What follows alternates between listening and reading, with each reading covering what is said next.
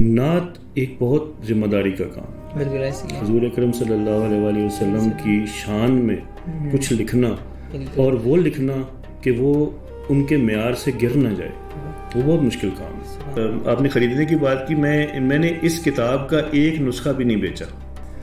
میم محمد نے روح وانگو آ میرے جسے دے وچ سمائے، میم محمد نے روح وانگو آ میرے جسے دے وچ سمائے، اے میری آنکھاں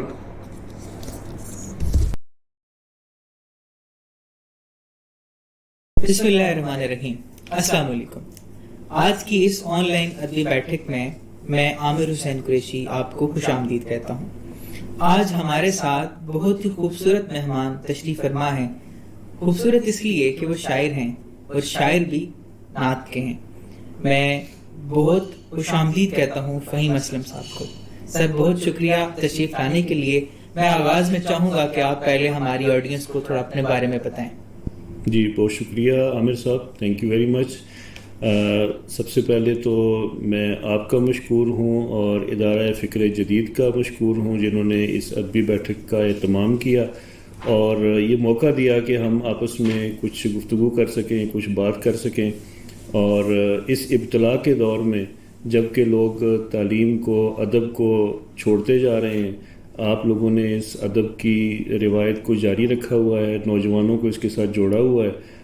اس پہ میں آپ کا شکریہ بھی ادا کرتا ہوں اور اس کے اوپر ہم آگے بات بھی کرتے ہیں۔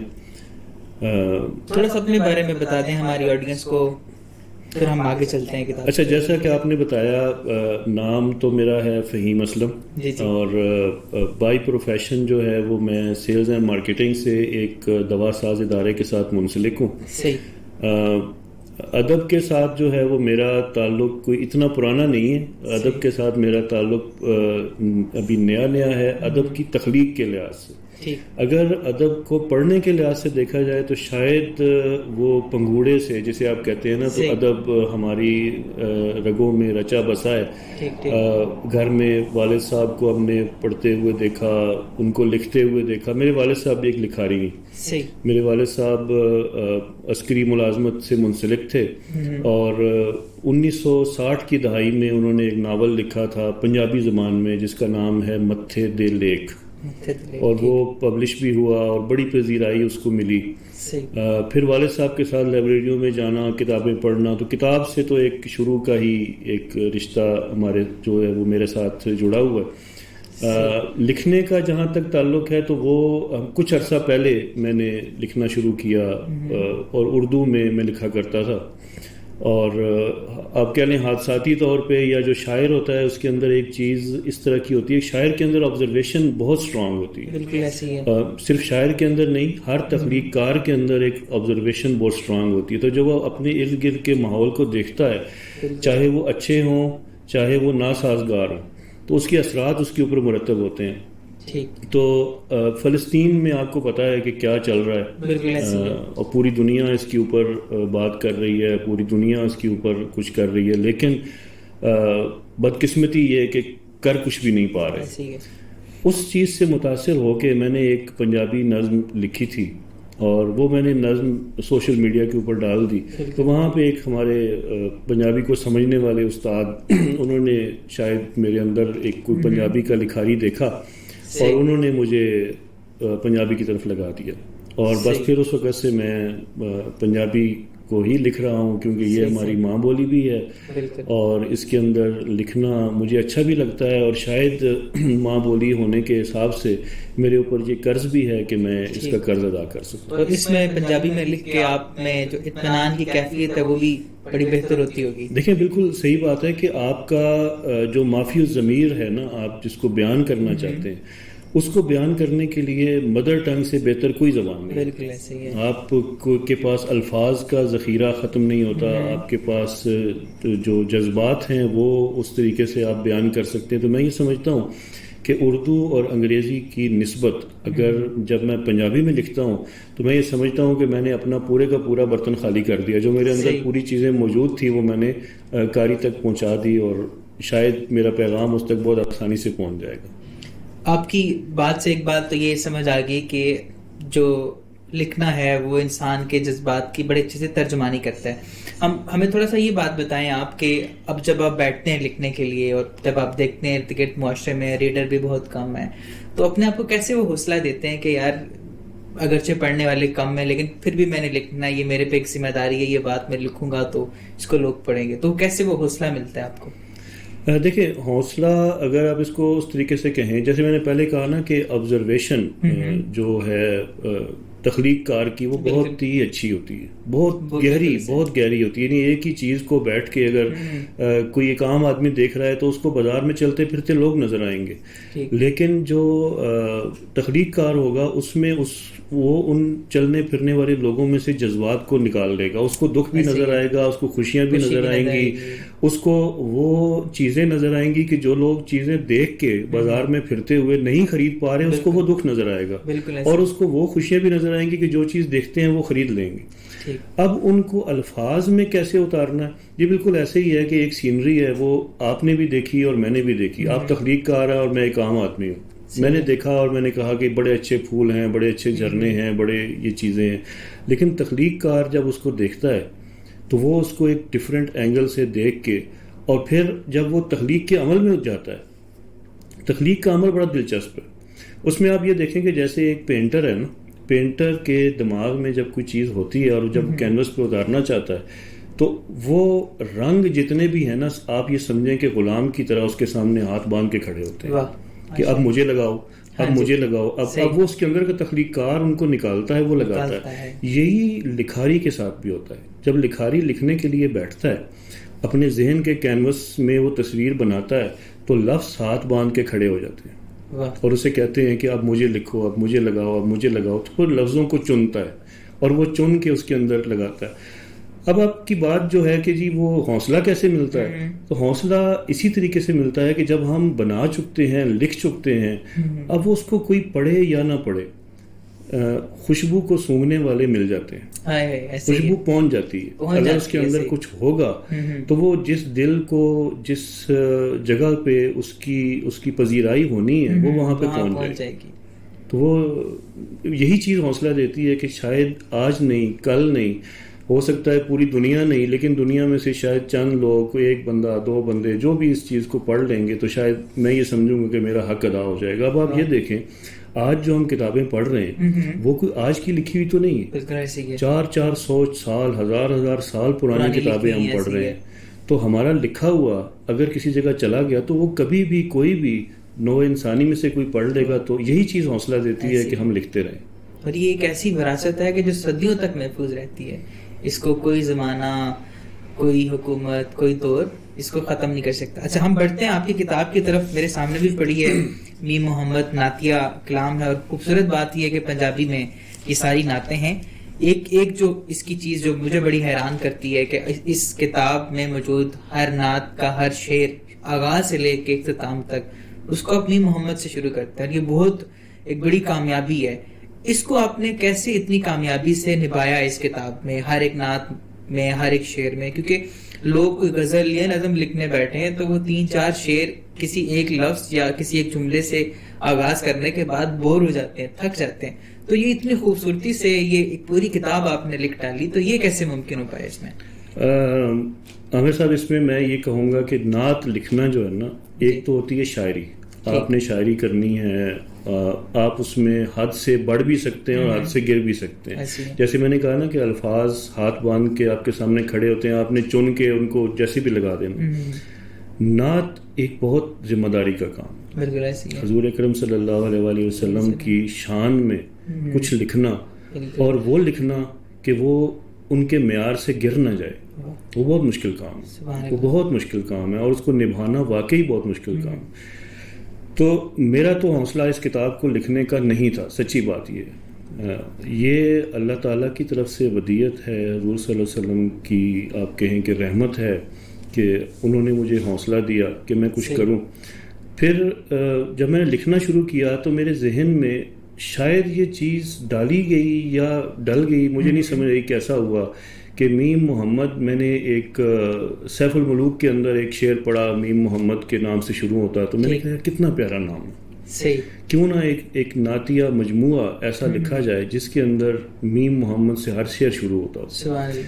اور اب اس کتاب کے اندر 463 اشعار ہیں, اور 463 اشعار ہر شعر جو ہے وہ لفظ میم محمد سے شروع ہوتا ہے, یعنی جو بھی اس کتاب کو پڑھے گا وہ 463 مرتبہ وہ میم محمد کا ورد جو ہے اس کی زبان پہ رہے گا. یہ ایک سب سے بڑی بات. دوسری بات یہ کہ اس کتاب نے میں وہی کہوں گا کہ مجھے نہیں سمجھ آئی کہ یہ کتاب شروع کیسے ہوئی اور ختم کیسے ہوئی. میں نے لکھنا شروع کیا اور واقعی اس ایک جو لفظ ہے اس کو نبھانا اور ہر شعر کے اندر اس کو شروع کرنا یہ بہت مشکل کام ہے, لیکن یہ اللہ تعالیٰ کا کرم ہے کہ شعر ہوتے گئے, میں لکھتا گیا, کہانی بنتی گئی اور ماشاءاللہ کتاب بن کے جو میرے ہاتھ میں آ گئی. کیونکہ میں ہمیشہ سے عامر صاحب یہ چاہتا تھا, آپ نے وہ واقعہ سنا ہوگا کہ جب ابرہا نے حملہ کیا مکہ کے اوپر تو ایک چڑیا تھی یا ابابیل تھی, وہ ایک پانی لے کے جاتی تھی اور ڈالتی تھی اور کنکر پھینکتی تھی. نہیں, حضرت ابراہیم علیہ السلام کا بھی واقعہ میں کہا جاتا ہے کہ جب ان کو آگ میں ڈالا گیا تو ایک وہ چڑیا جو تھی وہ ڈال رہی تھی. تو کسی نے پوچھا کہ تم اتنا سا قطرہ لے کے جاتی ہو, کیا کرتی ہو؟ اس نے کہا تھا, بڑا خاص اس کا جواب تھا, سننے والا تھا. اس نے کہا تھا کہ جب قیامت کے روز لسٹ بنے گی تو اس میں ایک چڑیا کا نام بھی لکھا جائے گا. تو یہ کتاب اسی سلسلے میں آپ کہہ لیں کہ آپ کا بھی نام لکھا گیا ان خوش قسمت لوگوں میں کہ جن کو اللہ نے توفیق بخشی کہ وہ نعت لکھیں. اچھا, میں چاہوں گا کہ تھوڑا سا مزید آپ ہمیں بتائیں اس کتاب کے بارے میں, جس میں جو نعتیں لکھی 63 کی ٹوٹل تعداد بنتی ہے 63, اور اگر ہم دیکھیں تو نبی کریم علیہ السلام کی جو ظاہری حیات مبارکہ ہے وہ بھی 63 برس ہے. تو یہ بھی ماشاءاللہ اس کتاب میں تو بولوں گا کہ ایک طرح کا یہ کرامت ہے یہ, کیونکہ یہ اللہ کی ایک ایسی کہنے کی رحمت ہے, بلیسنگ ہے کہ اس نے اپنے بندوں کو یہ توفیق بخشی. تھوڑا سا مزید ہمیں بتائیں اس کتاب کے بارے میں, اور ساتھ ساتھ ہمیں یہ بھی بتائیں کہ مستقبل میں آپ کیا لکھ رہے ہیں, کیا لکھنا چاہتے ہیں, کس طرح کا کام کرنا چاہ رہے ہیں. اچھا سر, یہ اس کتاب کے بارے میں اگر آپ کو بتاؤں تو اس کی کچھ چیزیں ایسی ہیں جو اس کو انفرادیت دیتی ہیں باقی کتب سے. صحیح. شاید میں یہ سمجھتا ہوں, جہاں تک میں نے ریسرچ کی ہے, کہ یہ اس وقت تک نعت کے اندر دنیا کی واحد کتاب ہے جو لکھی گئی. کیونکہ آج تک میری نظر سے یا جن لوگوں سے میں نے پوچھا بھی ہے انہوں نے مجھے یہ بتایا کہ ایسی کوئی کتاب موجود نہیں ہے, نہیں لکھی گئی جس کا ہر شعر میم محمد سے شروع ہوتا ہے. پہلی بات. دوسری بات, اگر اس شعر کو آپ دیکھیں گے نا, اس کتاب کو, تو اس کتاب کے اندر حضور اکرم صلی اللہ علیہ وآلہ وسلم کا جو میں نے کہا نا کہ معیار برقرار رکھنا, دیکھیں یہ اتنا نازک معاملہ ہے کہ اللہ تعالیٰ نے فرمایا کہ ان کی آواز سے اونچی آواز نہیں کرنی. اگر کرو گے تو پھر اب ہم یہ سمجھتے ہیں کہ شاید حضور صلی اللہ علیہ وسلم دھیمے بولتے تھے تو ہمیں دھیما بولنا چاہیے. میرا خیال یہ ہے, میں اس کو انٹرپریٹ اس طریقے سے کرتا ہوں کہ آواز اونچی کرنے سے مطلب یہ کہ جو انہوں نے کہا ہے اس سے باہر نہیں نکلنا, اس سے اوپر آپ کی بات نہیں ہونی چاہیے, اس سے نیچے رہنی چاہیے. اس کے اندر میں نے کوشش کی ہے کہ میں اس کو نبھاؤں, میں اس کو کوشش کروں. حضور صلی اللہ علیہ وسلم کے جو نام ہے, حضور صلی اللہ علیہ وسلم کے لیے میں نے تو کا یا تم کا صیغہ استعمال نہیں کیا. میں یہ سمجھتا ہوں کہ وہ ادب کے خلاف ہے. میں نے ہمیشہ اس کے اندر آپ کو نظر آئے گا پورے ادب اور احترام کے ساتھ. دوسری چیز یہ کہ اگر اس کتاب کی اب ترتیب کو دیکھیں گے نا تو بڑی دلچسپ ترتیب ہے اس کی ایسی ترتیب نہیں ہے جیسے عام کتابوں کی ہوتی ہے کہ آپ نے حمد لکھی اور حمد کے بعد نعت شروع کر دی. اس میں سب سے پہلے تو اگر آپ اس کو کھولیں گے تو آپ کو چڑھاوا نظر آئے گا. چڑھاوا مطلب انتصاب, وہ بھی ایک نعت کی صورت میں, ٹھیک ہے, اور اس کا بھی ہر شعر میم محمد سے شروع ہوتا ہے. پھر اس کے بعد آپ کو ایک حمد ملے گی جس حمد کا بھی ہر شعر میم محمد سے شروع ہوتا ہے. حمد کے بعد اس میں شکرانہ ہے, کچھ جو دو اس میں شکرانے کے جو ہیں وہ کہ جی اللہ تعالیٰ کا شکر کہ اللہ تعالیٰ نے مجھ سے یہ کام کروا لیا. اس کے بعد حضور صلی اللہ علیہ وسلم کے لیے ایک صدقہ, ٹھیک ہے. پھر اس کے بعد سلام حضور صلی اللہ علیہ وسلم کی نظر جو ہے وہ ہم نے اس میں سلام کیے ہیں، اور سلام کے بعد پھر نعتوں کا سلسلہ شروع ہوتا ہے. اب ان ساروں کو اگر آپ یہ کریں اور آپ یہ دیکھیں کہ پہلے آپ چڑھاوے سے پھر آپ داخل ہوئے حمد سے، اور حمد سے آگے پھر آپ اس میں ایک لابی میں چلے گئے جہاں پہ آپ نے شکر ادا کیا، شکر ادا کرنے کے بعد پھر آپ ایک بڑے کیا کہتے ہیں میدان میں آ گئے جہاں پہ آپ کو ہر طرف ہر جگہ پھول کھلے ہوئے نعتوں کے ملتے ہیں. تو یہ اس طریقے سے اس کی ایک ترتیب ہے جو اس کو دوسری کتابوں سے منفرد جو ہے وہ بناتی ہے. تو ہمیں بتائیں کہ مستقبل میں آپ کس طرح کا کام کرنا چاہ رہے ہیں، کوئی کتاب اگر جس پہ آپ کام کر رہے ہیں کس نوعیت کی ہے؟ دیکھیں میرا ہمیشہ سے ایک شوق رہا ہے، اور اللہ تعالیٰ مجھے اس میں یہ توفیق بھی دیتے ہیں کہ جو بھی کام کیا جائے وہ منفرد کیا جائے. سبحان اللہ. تو جب میں نے یہ کتاب لکھی تو مجھے بڑی شدت سے یہ احساس ہوا کہ نعت کی تو میں نے کتاب لکھ لی جس میں میں نے اس چیز کو نبھا لیا کہ ہر شعر میم محمد سے شروع ہوتا ہے، تو میں نے حمد میں ابھی تک کیوں نہیں کچھ کیا. صحیح. تو اب میں حمد کے اوپر الحمدللہ کام کر رہا ہوں، اور وہ میرا حمدیہ مجموعہ جو ہوگا اس کے اندر بھی تمام انشاءاللہ جو اشعار ہیں وہ میم محمد سے اللہ سے لفظ اللہ سے سبحان اللہ. یعنی جو ایک انفرادیت اس کتاب میں ہے نعت کے حوالے سے، تو انشاءاللہ حمد کے حوالے سے وہی انفرادیت اس کتاب میں ہوگی کہ ہر شعر آغاز سے اختتام پر اللہ سے شروع ہوگا انشاءاللہ. اللہ تعالیٰ توفیق دے کہ وہ کام جلد از جلد مکمل ہو جائے. کام جاری ہے کیونکہ وہ بھی ظاہر ہے ایک مشکل بحر ہے اور اس کے اوپر کام کرنا کافی مشکل ہے. اور پھر اللہ تعالیٰ کے بارے میں تو دیکھیں یہ کہا جاتا ہے کہ اس کی اتنی تعریفیں ہیں کہ ہم کتنی کر لیں گے. ٹھیک. مطلب کسی نے یہ بتایا تھا، میں نے کہیں سنا تھا، انہوں نے کہا کہ جی نعت کے اوپر تو بہت کتابیں ہیں، حمد کے اوپر کافی کم کتابیں ہیں. تو ان کا جواب تھا کہ اللہ کی کتنی تعریف کون کر لے گا، ہمارے تو قلم ختم ہو جائیں گے، ہماری تو سیاہی ختم ہو جائے گی. لیکن یہ کہ اللہ تعالیٰ توفیق دے تو انشاءاللہ وہ مکمل ہو جائے گا انشاءاللہ. سر ابھی ہم چاہیں گے کہ آپ اپنی اس انتخاب سے اس کتاب سے ہمیں کچھ نعتیں اگر سنائیں، ہماری آڈینس کو سنائیں کچھ نعتیں. کتاب آپ کے سامنے موجود ہے اور آپ کی چوائس کے اکارڈنگلی ہم چلیں گے. بہت شکریہ سر، تھینک یو ویری مچ. میں آپ کو اس میں سے سب سے پہلے تو اگر میں شروع کروں جی تو میں آپ کو سنانا چاہوں گا چڑھاوا جو ہے بیسیکلی یہ انتصاب آپ کہہ لیں کہ جس میں کتاب ڈیڈیکیٹ کی جاتی ہے کسی کو. یوزلی یہ آپ نے دیکھا ہوگا کہ یہ چند سطروں پہ لکھا ہوا ہوتا ہے، لیکن میں نے یہ چڑھاوا بھی جو ہے وہ حضور صلی اللہ علیہ وسلم کے نام کیا ہے. سبحان اللہ. اس کو میں آپ کو سناتا ہوں. میم محمد نام پیارا رب سونے فرمایا، سبحان اللہ. جیڑا اس دی چھاویں آیا اس تے میرا سایہ. واہ سبحان اللہ. میم محمد پاک دے صدقے کرم خدا دا ہویا، سبحان اللہ. عشق محمد پاک نبی دا سینے وچ ٹکایا.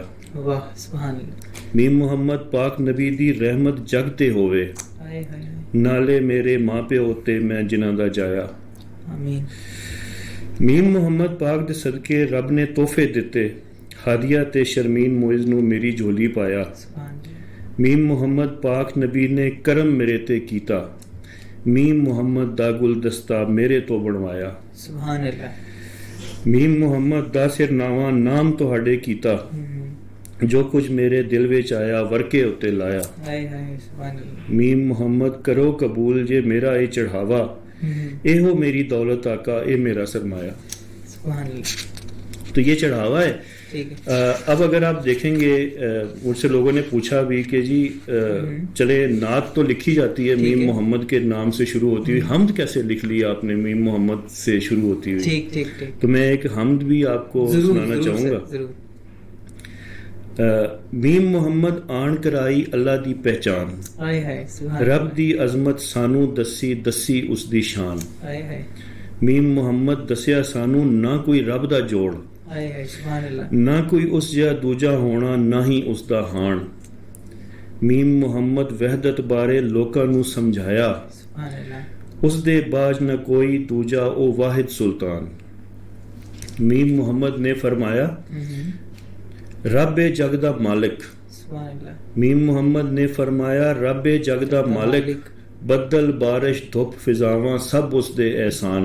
واہ سبحان اللہ. میم محمد نے فرمایا رب دے ہتھ وچ سارے جھرنے پھل پہاڑ تے دریا سب تابع فرمان. ہائے ہائے. میم محمد نے فرمایا کرو عبادت اس دی جس دا ذکر نے کردے ہر پل پتھر جن انسان. میم محمد پاک دے صدقے جیڑی دولت لبی اس دے بدلے کر دے ربا سارا جگ قربان. تو یہ آپ دیکھیں کہ یہ حمد ہے، لیکن حمد جو ہے وہ بھی اس میں نبھایا گیا ہے اس چیز کو کہ جو میم محمد کی سیکوینس کو جو ہے وہ قائم رکھا جائے. ٹھیک ٹھیک ٹھیک. یہ بڑی انفرادیت ہے کہ حمد کو بھی میم محمد سے شروع کیا گیا، صرف نعت کو نہیں. جی بالکل ایسے ہی. تو کچھ نعتیں بھی اگر آپ سنائیں ہمیں اس میں سے. اس میں ایک میں پہلے آپ کو ایک دعا سنانا چاہوں گا. ضرور ضرور سنائیں. میم محمد کے ہی عنوان سے دعا ہے. میم محمد دی نعت ہووے میرا مقدر، سبحان اللہ. سونے آقا دی بات ہووے میرا مقدر. میم محمد دا ذکر ہووے نصیب میرا، رحمتاں دی برسات ہووے میرا مقدر. میم محمد دا حسن لکھاں میں عمر ساری، ایسی کلم و دوات ہووے میرا مقدر. میم محمد دا در کراں میں سرہانہ اپنا، کدی مدینے دی رات ہووے میرا مقدر. میم محمد کملی اندر پناہ دیون، پیارے آقا دی ذات ہووے میرا مقدر. میم محمد دا نام میری پچھان ہووے، حشر دہاڑے نجات ہووے میرا مقدر. اب میں چونکہ میرے لیے تو اس کا ہر شعر جو ہے وہ ایسا ہے کہ میرا دل کرتا ہے کہ سنانے آپ کو سناؤں، لیکن میں ایک نعت چاہیں گے کہ آڈینس کو ہم کچھ ایسا سنائیں کہ وہ پھر اس کتاب کو خریدیں اور پھر اس کو بیٹھ کے. اچھا، جہاں تک آپ نے خریدنے کی بات کی، میں نے اس کتاب کا ایک نسخہ بھی نہیں بیچا. یہ کتاب میری طرف سے جو ہے وہ تحفہ ہے لوگوں کے لیے. جی جی. یہ پھر بڑی تو کیونکہ یہ بیچنے والی چیز ہے نہیں. سبحان اللہ. تو اچھا جی، آپ کو میں نعت سناتا ہوں. میم محمد دا نور پیارا چمک رہا ہے جہان اندر، سبحان اللہ. تہاڑی عظمت دی شان آقا نہ آ سکے گی بیان اندر. کیا بات ہے. میم محمد دے عشق سینے چ جس دہاڑے دی جھاک پائی، میری ساواں چ وسدے آقا سمائے میرے دہان اندر. سبحان اللہ.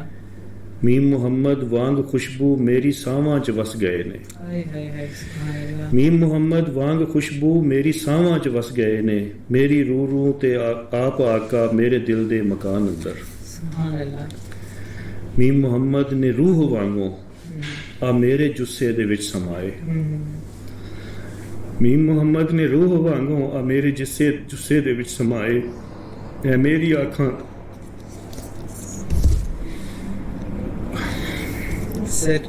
ہے میری اکھاں دے تنور سونے میرے دل دی زبان اندر. سبحان اللہ. میم محمد دے وچ غلاماں، میم محمد دے وچ غلاماں نام میرا بھی آ گیا ہے.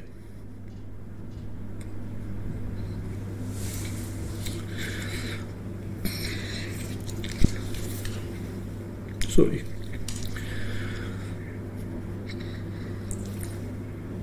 میم محمد دے وچ غلاماں نام میرا بھی آ گیا ہے، کرم تو آڑا ہے میرے آقا میری دھما مچان اندر. میم محمد شفاعتاں دی خیر ساڈی بھی جولی ہوے، تہاڈی رحمت دا سایہ ہو سی حشر دہاڑے بچان اندر. سر بہت شکریہ. بہت سارے ہم نے نعت کو شاعر دیکھے ہیں، لیکن اتنی عقیدت، اتنا لگاؤ بہت کم لوگوں میں دیکھنے کو ملتا ہے. خدا آپ کو بھی سلامت رکھے. خدا کا یہ احسان ہے ہم پر کہ اس نے ہمیں یہ توفیق دی کہ ہمیں یہ موقع ملا کہ ہم آپ سے یہ نعتیں سنیں اور آپ کے ساتھ ہمیں یہ بیٹھنے کا موقع ملا. تو یہ خدا کی بہت بڑی نعمت ہے میرے لیے. خدا آپ کو سلامت رکھے، سب کو سلامت رکھے. تمام دیکھنے والوں سننے والوں کا بہت شکریہ. پھر آپ سے ملاقات ہوگی اگلی آن لائن ایت پہ بیٹھک میں. بہت شکریہ.